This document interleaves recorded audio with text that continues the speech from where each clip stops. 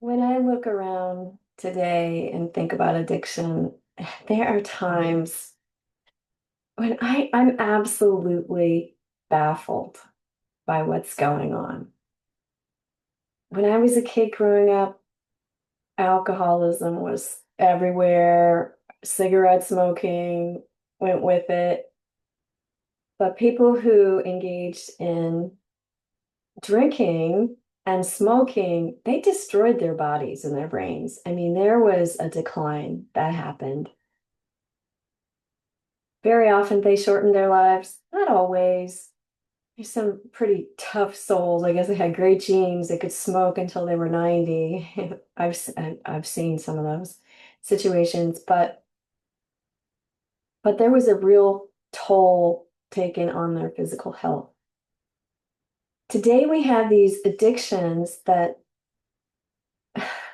are so sustainable, and I frequently talk to people who have multiple addictions on board, and I'll throw out some examples. There's the gaming addict who's a pornography addict, who's got a pot problem, who's a pot smoker. There's just all of these compulsive behaviors, um, layer after layer after layer. And then they'll tell you their diagnoses. Oh, I have ADHD, or I'm on the spectrum, or I'm this, or I'm that. Um, as if those justify all the things they're doing to make themselves more comfortable in this world. It's crazy. And as a child of the baby boom era, where there were a lot of children and not many adults and not much adult supervision, I know what being on your own looks like. And that can be a very positive thing if the environment around you is safe. You could be out riding your horse, working in the yard, tooling around town on your bike if the environment was safe.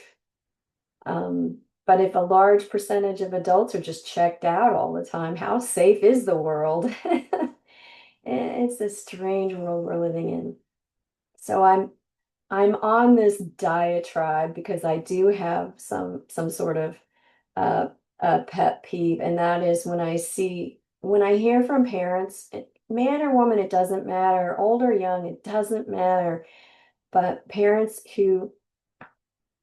are who are really trying to raise multiple children, and I often see a situation where the addict wants more children. They're not doing the hard work of parenting. They're a kid themselves. They're off having a good time every chance they get. But for some reason, they're interested in having more kids in the house. Very strange dynamic. Um, when I hear from uh, the spouses and realize the magnitude of the situation they're dealing with, they're just so tired, so exhausted. And I would encourage you, if you have someone in your life who's a parent who has we used to call it functional alcoholic. They would go to work, 40 hours and then drink and be checked out at home. So if you have, whether they're a functional gamer, they actually hold a 40-hour job, or whether they don't work at all, or they deliver pizzas, seems to be the gaming thing to do, to make some easy money. That you listen with compassion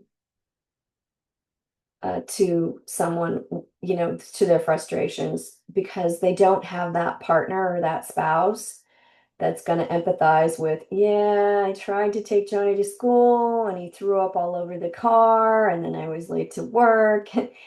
Just we just need a caring pair of ears. You don't, we're, if they go into, yeah, I'm married to a deadbeat or something, and you're like, no, no, no, I can't listen to that. But I can listen to the difficulties and struggles that you have in your day, and with the hope that that will lighten your load. So I just want to acknowledge the great difficulty present in in parenting with an addict in the house. It's it's huge. It's just huge. Um, and the reason I'm saying all this is because we get worn out and we get worn down.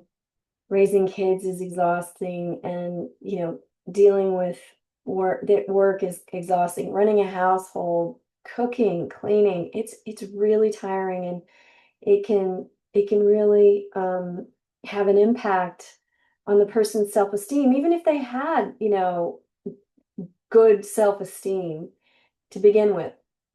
Sooner or later, they're just going to be in the pits because it isn't sustainable. That's why you need to be in a 12-step program, so you have the encouragement that you need to take care of yourself, and there's some balance there. So here we go. This is the voice of someone who's forlorn. They're just forlorn. We don't know the backstory, but let's listen with a careful ear. May 9th. One evening, I was taken by surprise when another member complimented me. I was very uncomfortable with this gesture of kindness, feeling inside that I didn't deserve it. When I tried to talk her out of her kind words, she refused to take them back. She insisted that I deserved her compliment and others as well. I began to realize how far down my feelings of self-worth had sunk while living with an addict. I couldn't even consider that there might be something nice about me. My sponsor suggested that I make a list of things I liked about myself. It was awkward and embarrassing, and my list was very short, but it was a start. When I shared it with my sponsor, she agreed with every nice thing I said about myself, refusing to let me negate them when I tried instead to focus on my shortcomings. As a result, I am learning to like myself and to see that I have many qualities that are worthy of compliments. Today's reminder: one way to learn to love myself is to accept the love of others. Even if I don't feel deserving, I can be grateful for another's kindness. And if I appreciate something about someone else, I can tell them so. A small gesture can go a long way toward healing a hurting soul. Here's the quote. I've heard people in Al-Anon say they got back their self-worth. I never had any in my life, so it was a whole new feeling to like the person called me, as we understood.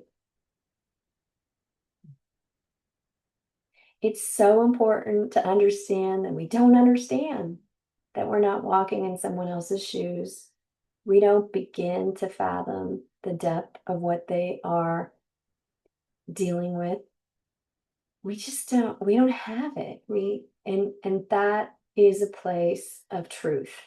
We call it humility when we are willing, ready, and able to recognize the truth about ourselves.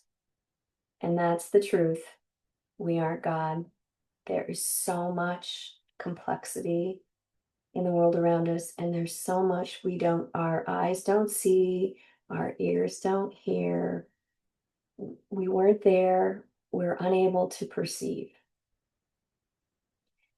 So I hope you take these words to heart, and I hope that you not only like, but that you love the person in your life that's called me. Blessings on your day.